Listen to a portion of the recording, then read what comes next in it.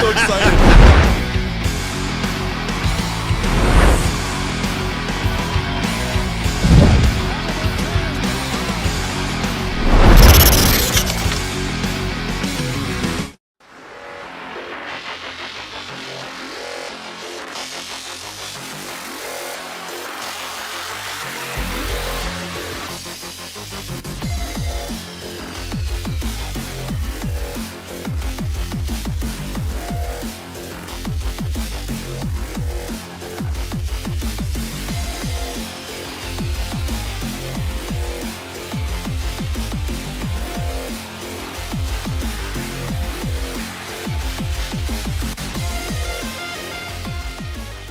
It's time for Two Guys and a Goalie with Dustin Nielsen, Matt Kassian, and the goalie, Joaquin Gage.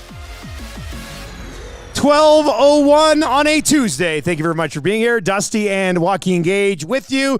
Cash should be by momentarily. He's active monitoring that situation. If you're here to talk some hockey, that's exactly what we're here to do. So you can text us anytime, 780-218-9999, 780-218-9999. If you're listening on iHeart or on TuneIn or at EdmontonSportsTalk.com, please tell your friends how easy it is to consume the content. And just download the free app on TuneIn, free app over on iHeart, and click Listen Live, and you can listen to us live, static-free, all day long, connected via Bluetooth or old school, like wire to your vehicle, and you got us as you're cruising around a town on your way to from work or around on the lunch hour as well. Nice start on the likes on Two Guys today.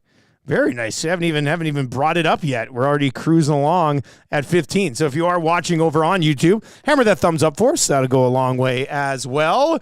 And there he is. There's Cass. Matt Kassian joining us today as well. Cass, what's up, buddy?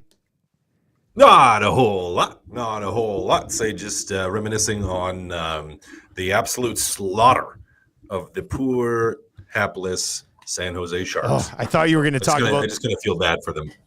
Gager, did you not think he was going to talk about the first two episodes of Fallout? I still haven't had time. So I apologize. Sure. If you need me to go silent, I can go silent. No, you don't have to go silent. I'm surprised that you haven't had. You got to find the time, Cass. I know. Hey, I got a lot going on. It's busy when you're dating four women. It is busy when you're dating four women.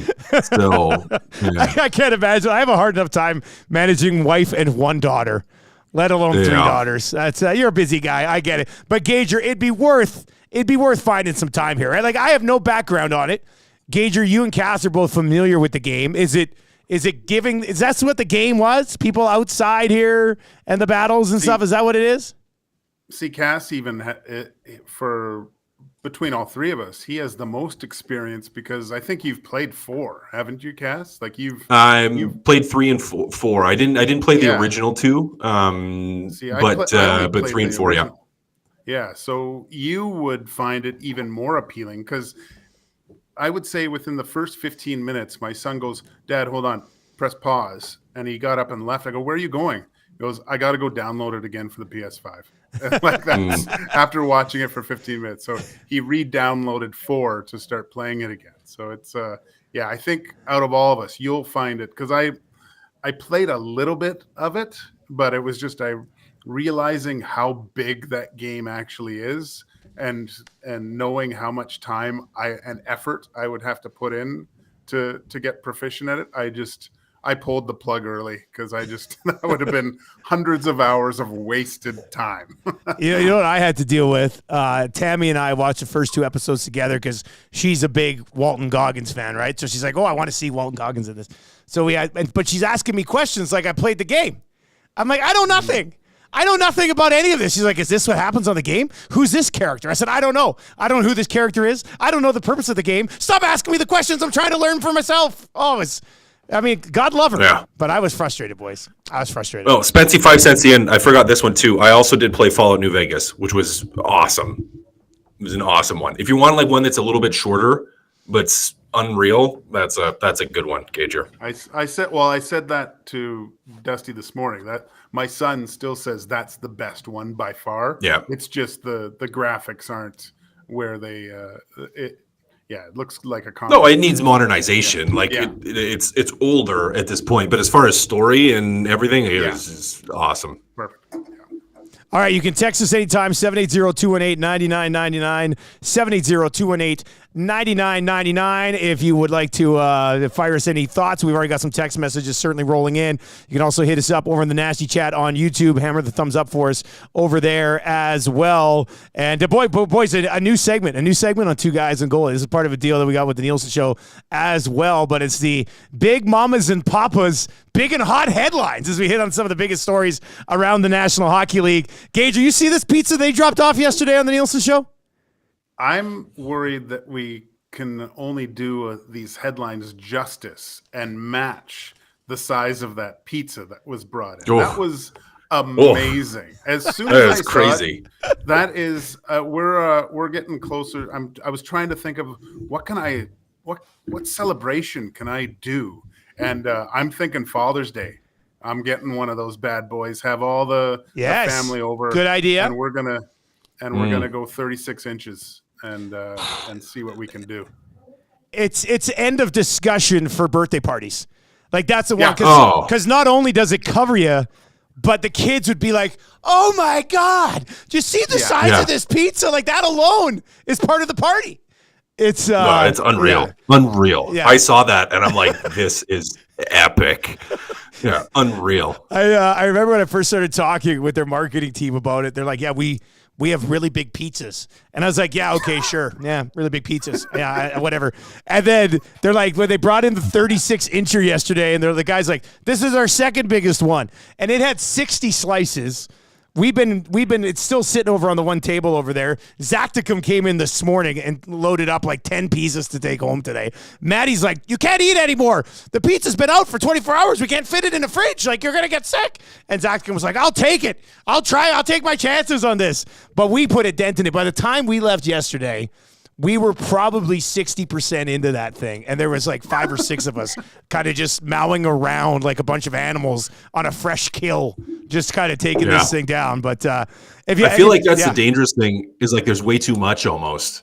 It's like you know, you're full, but you're still looking at it and there's still so much there. And you're just like, oh. Now they do sell regular pizzas. So we've got that going for us as well. They sell regular size. I had a few people tweet at me and slide into the inbox and be like, "Guys, check it out. I got it." And I mean, they're not messing around. If you're not familiar with it, they just opened up on Monday. The Two Guys and a Goalie big and hot headlines brought to you by Big Mamas and Big Papas Pizzeria, a real pizzeria restaurant, not just a delivery pizza chain, serving authentic Italian cuisine with their made in-house pizza dough, traditional tomato sauce, and fresh toppings. Each pizza cooked to perfection, a pizza experience that you've been waiting for. Visit them at 12848 97th Street. You can call them at 587-746-0550 or order online at bmpp.ca. They've got some limited time offers for the grand opening. They've got 50% off a 14-inch large pizza with one topping for just $11.24 right now. So if you're making plans for dinner tonight, that's something you can find. www.bmpp.ca. They also have the... Go ahead, Gager. What were you going to say? How many of these things are going to be flying off the shelves or out of the ovens, so to speak, if the Oilers go on a big run here? Oh, my guys God. are getting together. Playoff parties? Yeah. Hey, God, absolutely. How many pizzas do we have to order, boys? Well, there's going to be like 12 of us, so I don't know, 1? Right? Like, that's exciting. It's awesome. That's great. Well, they said like so we had the one that had 60 pieces. The next size up has 200 pieces. Like, there's a bigger size? Buddy, they have the world record size for deliverable pizza. It's a 54-incher. 54 inches, 200 slices. You need Dusty, like you need your truck to deliver that thing. Yeah, well, they said they have a modified car with the proper space to haul this. In order to cook them in the oven, they have to have like a modified kind of oven to make it happen as well. Yeah. And on top of it, That's the pizza insane. was pretty damn good. I mean, you look at it, you're like, but the pizza was good. It was really good. So, bmpp.ca. They got some game day deals and everything as well. So just hop over to the website, start your order online, and they can deliver it. And they got some carryout deals as well. Big hot headlines. We got to start with the Edmonton Oilers, San Jose Sharks last night. Cass, what was the post game like? I'm a pretty joyous place, I would think, and really a nothing game, right? Like. No. What were you going to talk about? Like playoff implications? I mean, you get to talk about McDavid's 100th assist. That's cool. That was fun. People were excited for that. But beyond that, it was like, well, do you play Holloway in the playoffs? Like, what else are you going to talk about? It was such a beatdown of the poor San Jose Sharks. It was like, I couldn't even, you can't, it's not like I could pull positive things from the game, and it's not like I could put negative things in the game. Like, the most negative thing we got was like, Vinny Desharnais can't make that pinch. And you're like, well, yeah, he knows that. Like, it was San Jose. They were up like 8 goals. So are we worried about it? No. So, I mean, it was just an absolute beatdown, guys. Absolute beatdown. So it was a pretty light post-game show, I would say. A lot of people still we had someone in the nasty chat, that Vancouver game from Vancouver, that was just trying to stir the pot. So there's some people kind of, I don't think he was there anymore, but was getting chirped pretty good in absence. But yeah, it was good. People were happy. Gage, what'd you take away from that one last night, if anything? How do you even approach that game? Well, I was very excited for the game, and the only reason why is because I started watching that the Habs Red Wings game prior to that. I don't know if you guys watched the end of it, but with like 3 minutes left, the Habs were up. I think 3-2 or they were up 4-2 in the third, and then it was 4-3 as you got into the final stages there. The last 3.5 minutes of that game and overtime were fantastic, because the crowd, Detroit has to win this game. Goth Despair hit the post like twice or 3 times total, including OT. The fans were just going absolutely bonkers. Kane was dancing, and they finally get it done late in OT. So I'm all jacked up because it's kind of playoff implications. First shift, Connor scores. I go, oh my gosh, this is exciting. And then it's just, they scores. And then I'm like, this is I start feeling for the goalies at that point. Oh yeah. Well, you would. It's just awful. And looking at his, looking at the expression on the face and saying, okay, we're trying to get this going. And then essentially just laying down on the ice on the 8th goal. After the 8th goal, right? Like, yeah. And just like get me out of here. Someone do something to put me out of my misery. I said for Romanoff at the end, he should have just lined up with Hyman on that last goal and made McDavid look for someone else. Because I really think if he went over and sat on Hyman and expected the pass, McDavid would have button hooked and looked for completely passed on the empty net and just circled into the corner, trying to find somebody. Probably still would have worked. I mean, probably would have worked. Probably could have backed it to someone. But it was. I don't know what you can take from that, Dusty. Tommy talked about it in the sauna. It wasn't. They were totally disengaged and couldn't wait for the end of the year, and it showed. You can hit us up at 780-218-9999. I don't very often feel bad for guys who are playing in the National Hockey League, because I'm like, you're still playing in the National Hockey League. But after the 8th goal and you see Cooley just laying there, I mean, I was like, my God, get this guy out of the net. What are you doing to this kid? That was, oh man, that was tough to watch. That was tough. Even Oilers fans must have been like, okay, enough. It didn't help because didn't he get like a shutout the game before, and they showed his mom all happy and won that game in overtime. Had that overtime win. That was like a big deal for the guy. Yeah. Yeah.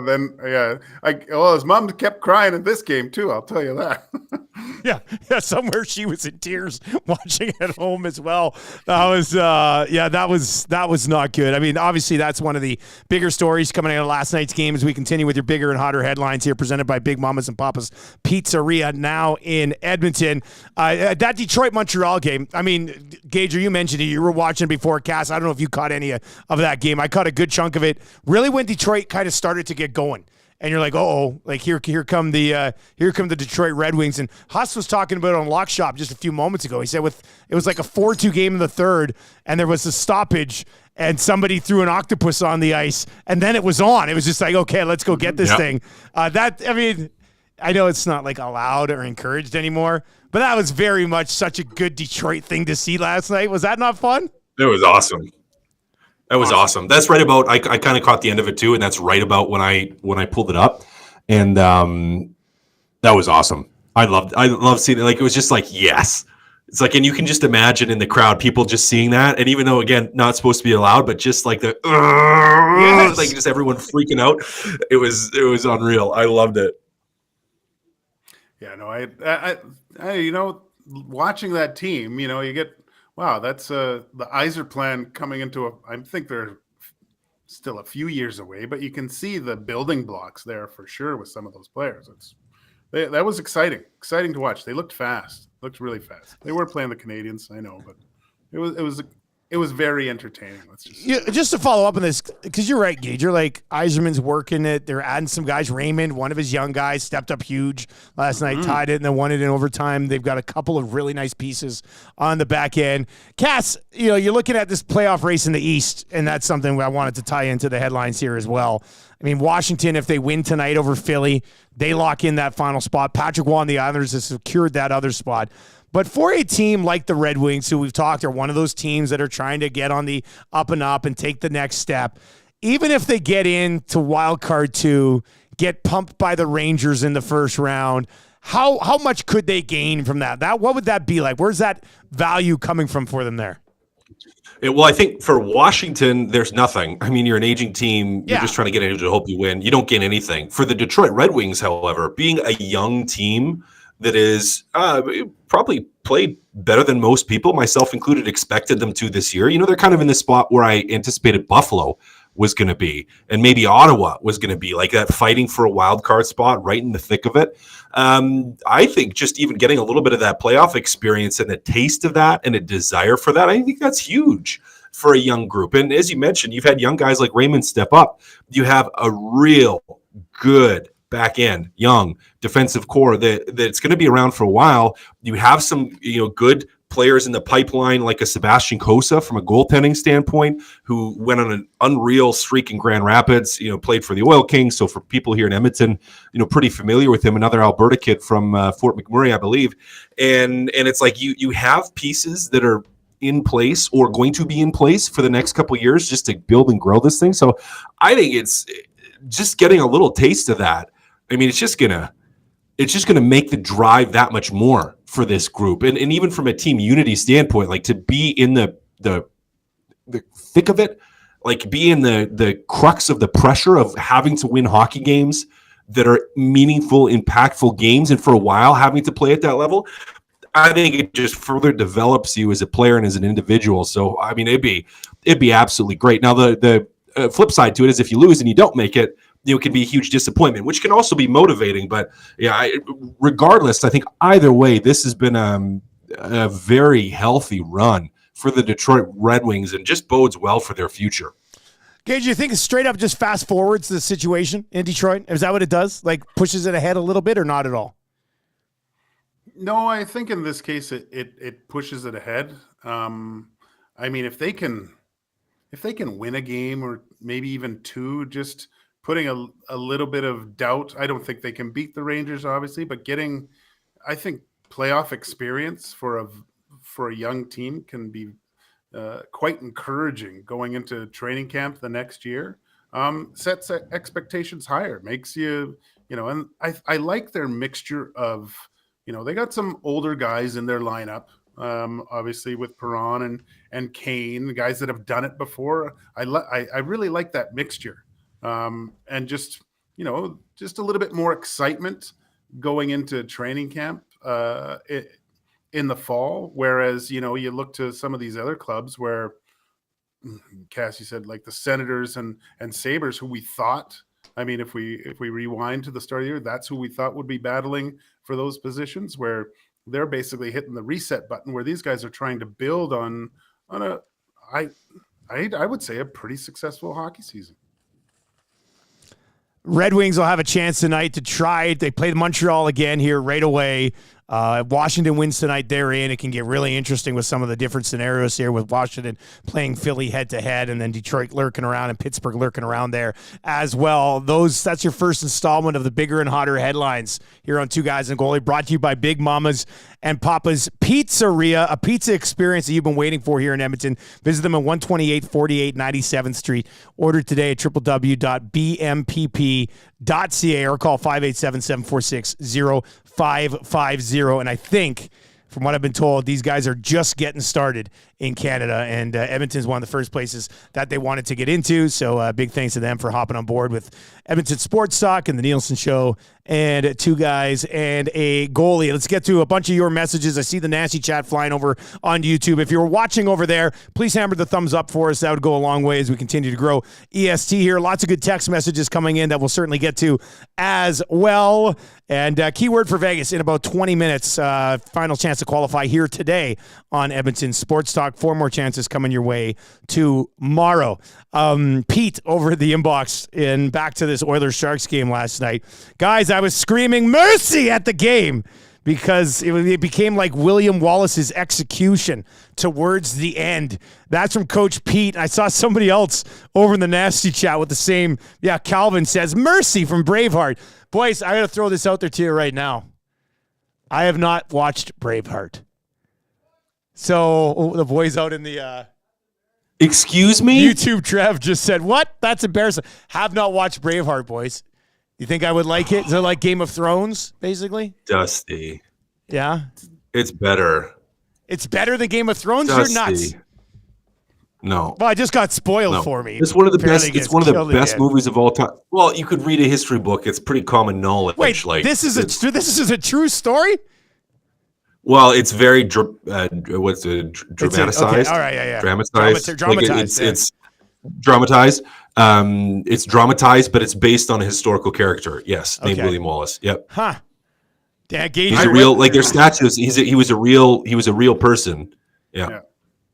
I went to the William Wallace Memorial in Scotland when I no way. When I was dominating over there. Yeah, and I went through the Robert the Bruce's one of his castles and saw William Wallace's sword. And one of the things was back in those days there weren't tall people, but I guess they said for William Wallace to actually wield that sword with any sort of proficiency, he had to be about 6'5", 6'6", which is unheard of.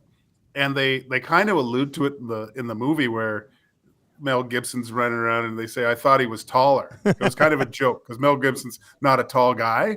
But yeah, I went to the place where they had one of the battles and it doesn't, Cass said they over dramatize it and they had the big long spears, but it was because it was a bog essentially, and the English had to come across this little bridge, and they just like poked them like skewers as they were coming across. The bridge. And that was it was the only time that the heavy cavalry of the English army was ever defeated, and it was partly because the Scots were stabbing people with long sticks. But yeah, unreal movie, Dusty. Really happened.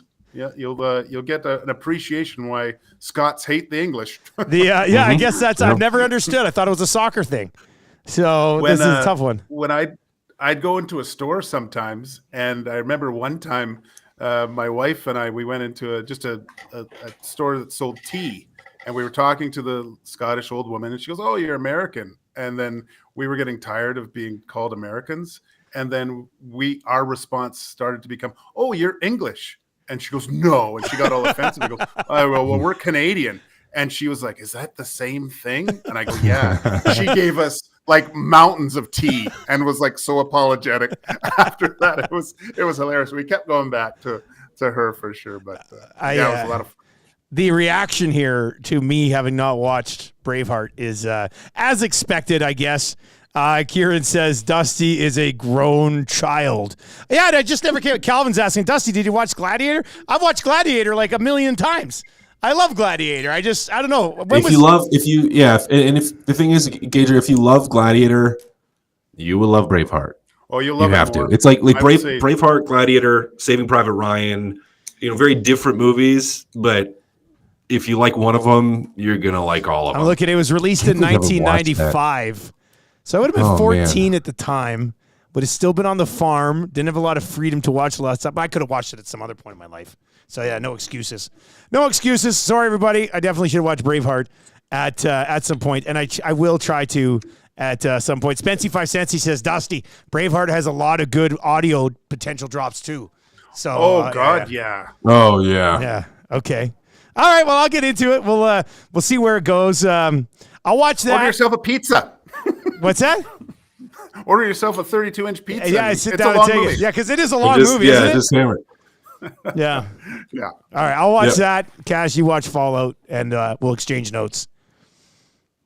We'll get that done. 780-218-9999, 780-218-9999, or hit us up over in the Nasty Chat as well. Jeffrey from GP says, confession, I have also never seen Braveheart, Dusty. So that's good. I'll take that one as well. All right, let's get to this. Hey guys, biggest story coming from last night. This is in the inbox. Is that the Oil will be playing the Knights. Not pumped about that outcome. Now that's not done yet. The Golden Knights do have to win their final 2 games to make that happen.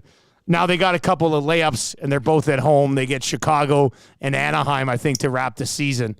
So it's very, very likely. I kind of went on a little bit of a rant on the show this morning about Oilers fans, being trembling in their boots about playing the Golden Knights again. Just out of have respect for being a fan of the best team in the league since Knobloch took over. But Cass, where do you come out on a potential Golden Knights Oilers first round matchup? Well, if you weren't playing him in the first round, you may have been playing him in the second round. You're going to be playing really good teams. You're going to have to beat really good teams. And if you want to win the Stanley Cup, hey, you got to beat whoever you play. So it doesn't matter.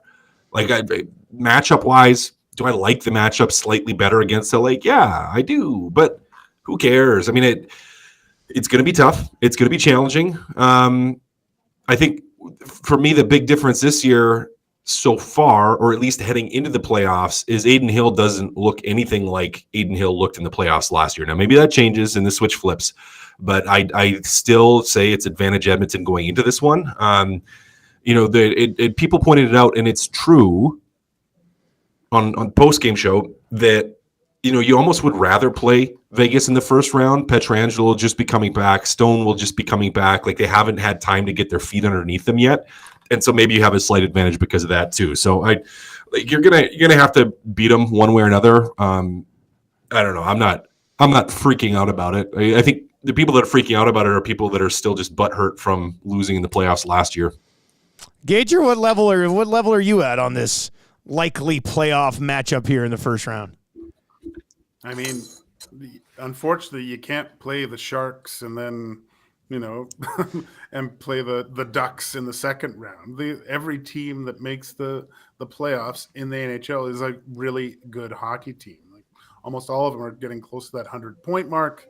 It doesn't matter at this point. Every round's going to be more difficult than the last, especially looking at this Western Conference. The road it's going to be difficult. But I do think you have to look back to Matthew Iwanek, just beating the team that put you out last year and being beat by the team that's gone on to win the Stanley Cup over the last few years. I think I like going up against the Knights first. That's going to get, I think, the motor running a little bit more for the Edmonton Oilers rather than playing the LA Kings, a team that you've kind of dominated over the last few years. Let's get to a few reactions on this. Fat Dan finding his way to the inbox at 780-218-9999. And Fat Dan basically says, and I think a lot of people will probably agree with Fat Dan here, but who gives a bleep about who they're playing? If the team is concerned about who they face, they ain't winning a dang thing anyway. So you've got that angle on it from Fat Dan. And then B Mother Reviews over on YouTube says, losing to Vegas in round 1 would be the same as losing to them in round 2 if it ends up happening. Chris points out that also they play similar to Vancouver, which if they see Vancouver in the second round, it could be a good stepping stone to get you ready on that one as well. So, yeah. I mean, I don't think you have to be... The Oilers are a very good team. They've been the best team in the league since the end of November. Like, other teams should be worried about the Edmonton Oilers. I don't think you have to be overly concerned about who the matchup is. You're going to have to beat 3 outstanding hockey teams to get to the Stanley Cup final and then beat another one once you're there. And the good news is that you might have the best team out of all of them. So you've got that going on as well. Naughty Possum over says, hey, Dusty, can I get a spleen body location again? I'm still trying to find mine as per his location. Yeah, I look, boys, do you know where a spleen is in your body? It's somewhere inside. Exactly. Thank you, Cass. That's even more vague than my answer. Mine was between your belly button and your wiener. I thought it was somewhere in the lower abdomen section. Gager, did you know that it was up high? I thought it was like close to your sternum, but I don't know. Yeah, yesterday they said it's like on your left side, kind of tucked in. Is it? under the heart in there somewhere, something like that. Yeah. So yeah, I had no idea. I had no idea on that one. All right, let's get to a couple more of your text messages, Oilers, and we had this conversation last Thursday, so I'll just start it with, Cass, has anything changed on Holloway's possible playoff opportunity since we last spoke on Thursday after he's played 3 more games? Yes and no. I think yes, in that you're more comfortable putting him in. No, in that Evander Kane's still coming back and he's going to take that spot. Like I've liked that line. That line has been really good. Now, if Evander Kane isn't playing well or the team is struggling and you need to switch things up, it gives you a good option of something that you have seen have some success to it. Like I've liked Holloway's game. Has he done enough to supplant Evander Kane? No. I didn't think he was going to, like, short of him like hat tricking every night and just being so unbelievably good you couldn't. It's like he's been really good, but you're still putting Evander Kane into that spot. So has it changed? Yes, he's given the organization something to think about a little bit, and he's earned some confidence. But no, and then I still don't think he starts the series in the game night roster. Gager, what say you? I don't want to take anything away from Holloway's play, but his best 2 games have come against teams that didn't have their best nights either. Yeah, okay, that's fair. He wasn't that noticeable, I would say, against the Canucks. Even when you look at the Ducks game, I didn't find him to be that noticeable as well. He's another option for sure, but I really don't understand the horniness to anoint Dylan Holloway as a regular with the Edmonton Oilers yet. He's had great moments and done some good things, but it has to be way more consistent for him to be considered a guy that's got a regular spot every night. I think that it's interesting because the push here, like, When and if Kane's, I'm assuming their top 9 are all going to be healthy for game 1 of the playoffs. He's not playing in their top 9. That's done. It's locked in. So the ongoing debate is, well, we take Matthias Janmark on the left side and put Dylan Holloway in there. I got 2 asterisks for you on that one, because one would be the fact that, yeah, Dylan Holloway's looked good playing on the 3rd line in the top 9, hasn't played on your 4th line since coming back up. So how are you supposed to know how he fits in when you got these other guys who've been kind of clicking there very nicely? And I think from a coaching staff perspective, there would still be a concern that, in the 7 or 8 minutes of ice time that he gets in a big playoff spot against the Vegas Golden Knights, there's a bobble of the puck or there's a turnover that you just wouldn't see from a veteran guy like Matthias Janmark, right, Cass? That's not an exaggeration. That's just reality right now. No, it's not. That's reality. And the other guys kill penalties. You're not going to throw them out there to kill penalties. In the playoffs, you're just going to throw them into that spot, right? You're not going to do that. You're not going to do that. I get the sentiment around it. What's funny is these are all the same people that for years were clamoring about rushing prospects and playing them in big moments too early.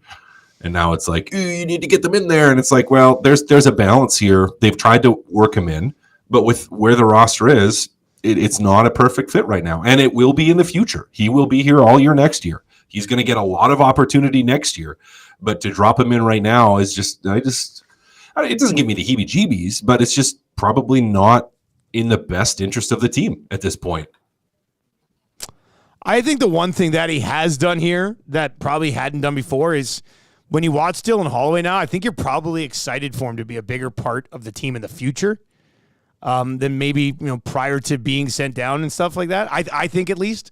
I think he looks better. I think he looks significantly better now than he did before, but still not to the point where you're going to sit one of these veteran guys who've helped you become the best team in the league since the beginning of December to slide Holloway in there. KC texts in at 780-218-9990. He says, guys, I had my spleen out years ago.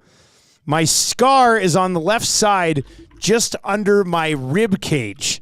So that one in from KC today if you're looking for where scars are if you get your spleen removed.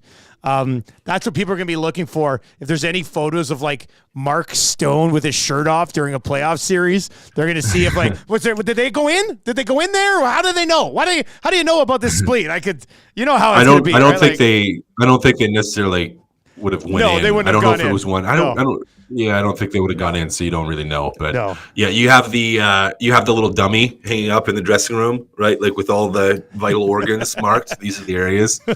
Yeah. Right here, it's going to go if Vegas goes in and wins another cup here, they're going to put that in the Vegas Hall of Fame. His spleen? Mark Stone's spleen. Yeah, just have it in a jar in there. That's pretty good. We won. Cass, be honest with me on this one.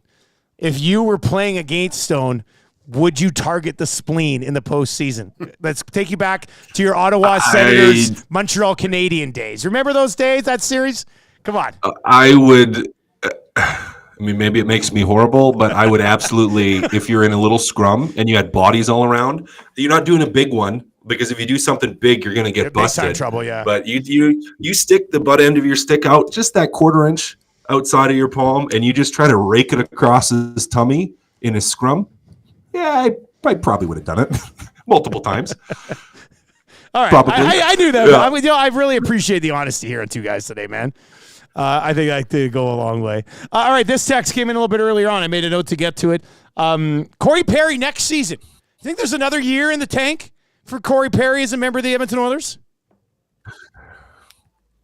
Could be. Depends what the dollar value is. Yeah, you're loving Corey Perry on what you got him at right now, right? Yeah, it depends what the dollar value is. Like, are you able to get him for league minimum? If so, yeah, I'd take a crack at him for league minimum. It's probably not going to be that though. It's going to be a little bit over, and it's like, okay, well, how is he going to slot in, and how much is he going to cost? You're not going to have a ton of cap space thanks to Connor Brown. So, where exactly does he fit in? That's my big question. I mean, and I think that dictates it. Is the money is the big thing. How much is he going to cost? That's going to he fits in as veteran bottom six guy. Right, like that's what he is. Yep. Gage, do you think Corey Perry at this stage of his career, if things have gone well for him here in Edmonton and he doesn't mind it, like do you think there's a deal there that starts with a 1? Like, is there a $1 million somewhere in there deal for Corey Perry? So let's look at it. He's a bottom 6 that can moonlight in the top 6 every once in a while. He definitely makes the Oilers a better team. I think it all depends on how this playoff goes. I think if they win, he's looking to probably cash in somewhere else. And but if they don't, and he really he knows he's part of something here, I could see him taking a little bit of a haircut and taking one more stab at winning the cup, because the Oilers are going to be situated almost the same as next year and able to take multiple runs at it. Yeah, it all depends on how they do this year, I think. What do you think here, people? You can text us 780-218-9999, 780-218-9999, or hit us up in the Nasty Chat on YouTube. If you're watching on YouTube today and you don't mind and you've got, half of a second, hammer the thumbs up for us as well. Halfway to 100 right now. I've got the keyword for the EST Flyaway to Vegas. 2 nonstop flights. 3 nights accommodations. Many of you know exactly what we're talking about. We've been qualifying people for this for over 5 weeks right now. 2 nights accommodation, 3 nights accommodations, tickets to a Cirque show as well. Your sports trip starts with a nonstop flight from FlyYG. Over 50 nonstop flight destinations from our airport right here. Check them out, www.flyyg.com. The keyword on Two Guys and a Goalie today, when you get this, you will text it to us at 780-218-9999, 780-218-9999. Flashy. Text Flashy right now, FLASHY. Text Flashy to 780-218-9999, 780-218-9999. Flashy is your keyword for the EST. Fly away to Vegas here on Two Guys and a Goalie today. Flashy last night. Connor McDavid, that goal when he first busts back, gets the assist to Hyman. We had somebody text in today and say, guys, can you please have the conversation around what is more difficult to do? 70 goals, which Austin Matthews is shooting for tonight. We did bet it on Lock Shop today. It's like minus 105 for Austin Matthews to score tonight. I would go hammer the Austin Matthews over on the shot prop as well, because he is going to be shooting until that puck ends up in the back of the net. But Gage, your thoughts on 70 goals versus 100 assists? Oh gosh, I have to lean towards I know there hasn't been that many guys to do it, but the goals, we value goals more than assists. The possibility of the second assist, that's what you have to consider too. I'm assuming that probably Connor had 70 primaries on there, but I just edged the goals a little bit more ahead than the assists, even though there's only 4 people that have done this so far. I think even as early as 2 weeks ago when we were talking about this before, I was on the side of the goals. Oh, you're switching but up. The more I have thought about it, the less people, just the less people that have done it, I kind of go, well, there's way less people that have ever gotten 100 assists, even with secondary assists. Like, your list is shorter. So they're both amazing. But I've started to lean a little bit more towards the assists standpoint, just because it's like there's less people that have ever done it. Like, it is more rare. Therefore, it's more rare and should be celebrated. I got that. I looked this up. I'm a huge stats nerd now. I'm very proud of myself. I looked up primary and secondary assists for Connor McDavid, Gager, as you didn't really request it, but I'm like, I'm going to find it. 61 primary assists, 39 secondary assists. 61. That's a lot of primary, yeah. 39 secondary assists. What did I say, 70? You said close. 70. You were relatively close. 70%. 70% of his assists are P1s, as it says on my stats page. No big deal. Let's see. Can I get power play? So, well, look at this. Power play primary assists, 23. Power play secondary assists, 14. Slightly lower percentage on the PPP1As, which would be power play primary assists. But still very impressive. I think I do lean. I know, look, I'm not trying to be like Toronto guy and, oh, Dusty, you love Austin Matthews. But I think I'm going to lean towards the goals. I mean, as impressive as the primary assist is, there's no secondary goals. They're all primaries. And 2 guys are going to probably hit 100 assists this season. Only one's hitting 70 goals. So I think that kind of factors into it a little bit as well. Now, with that being said, I'm not putting his 70 goals into the Hart Trophy conversation. Well, maybe I would. Do you think he ends up being one of the top 3 nominees? Probably. Well, I know it's he's going to be gonna tough because you're probably not winning it. But you're Kucherov. You're probably top 3 are going to be Kucherov, McDavid, and McKinnon. But there's an outside chance. Yeah. There's an outside chance he is if he hits 70. If he doesn't hit 70, he's not going to know. But if he hits 70, there's an outside chance. I don't think he wins it either way, but he probably would be in there. Gage, let me throw this one at you then, buddy. If Matthews is nominated, not going to win, we don't think, but if the 70 goals gets him some Hart Trophy votes and he finishes in the top 3, is it at the cost of McKinnon, Kucherov, or McDavid? McDavid, because people get sick of it. But that's what I was wondering, Cass. That's why I asked. Yeah. I would say it's McDavid fatigue at this point.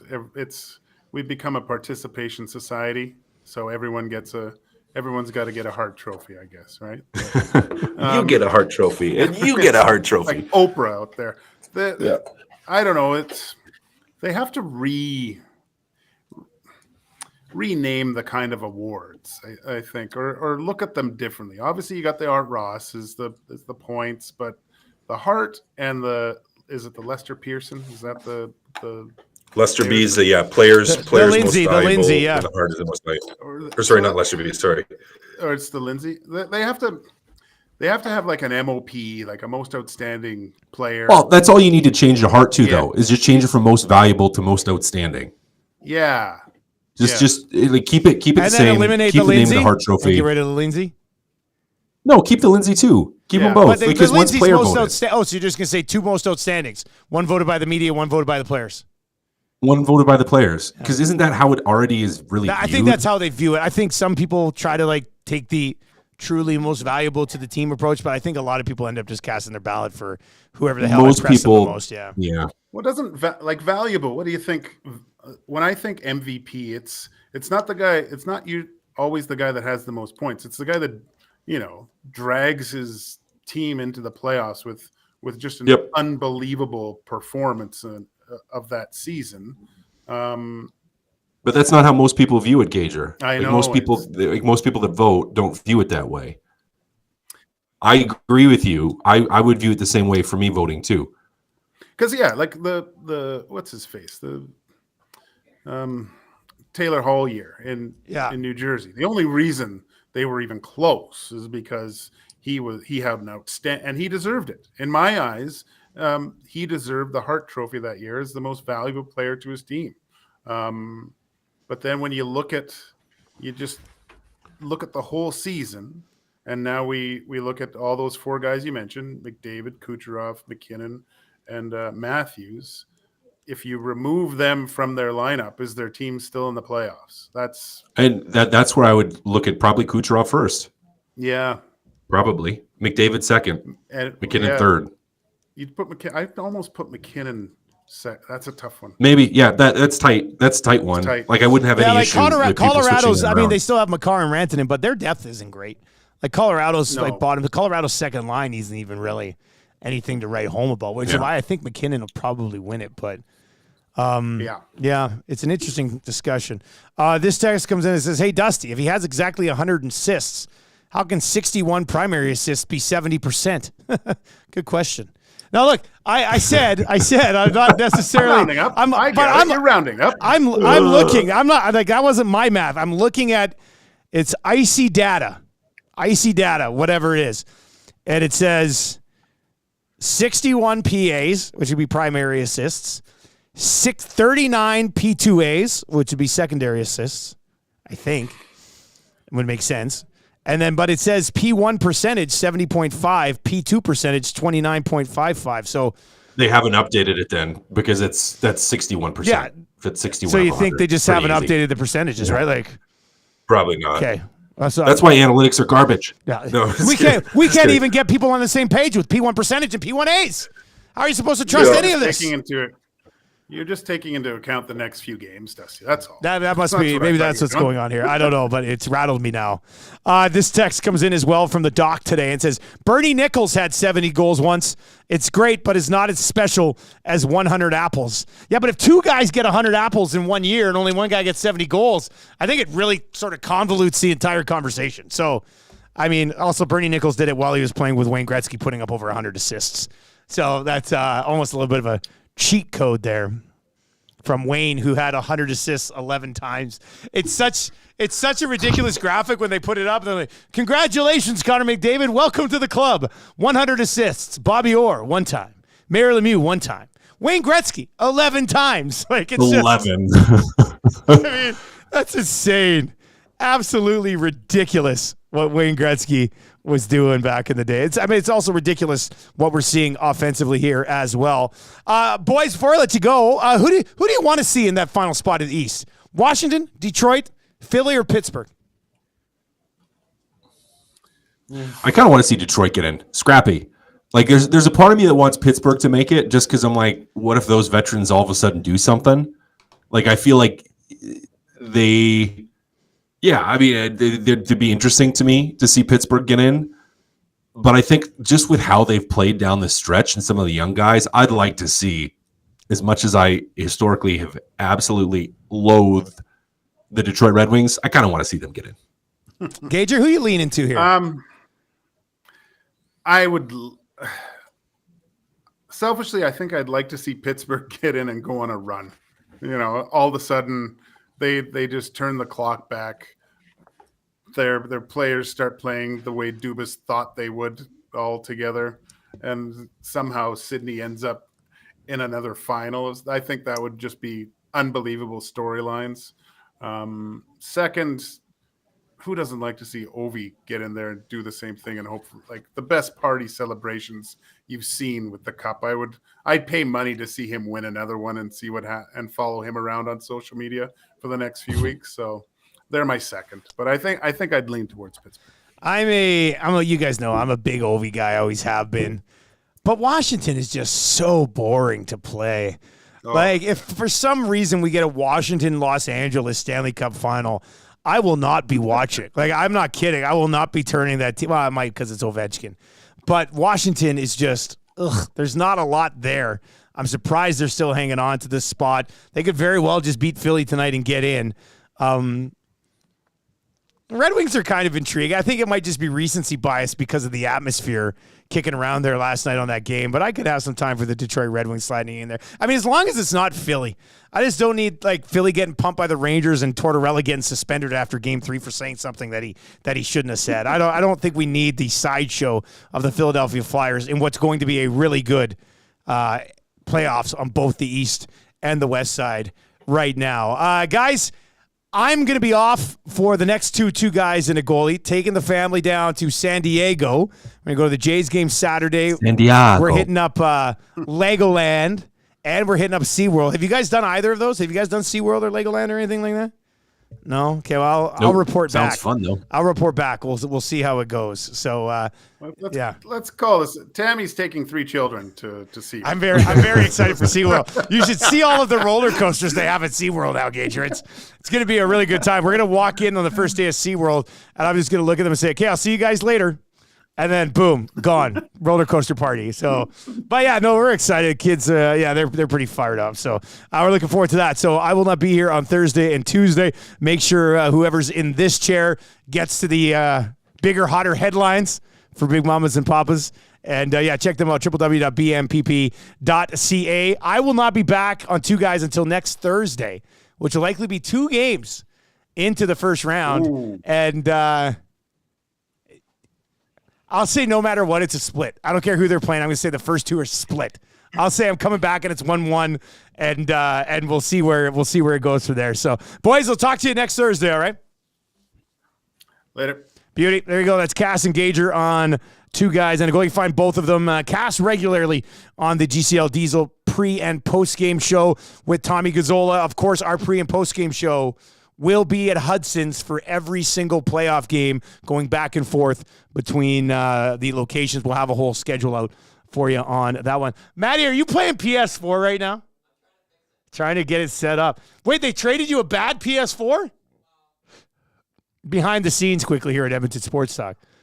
Maddie Iwanek yesterday traded an Edmonton Sports Talk coffee mug for a PS4. And now he said he's trying to fix it. So maybe we got duped. I mean, I don't care. It's a mug. I couldn't believe we were getting a PS4 for it. It would make more sense from a value perspective that you would get a PS4 that doesn't work for a mug.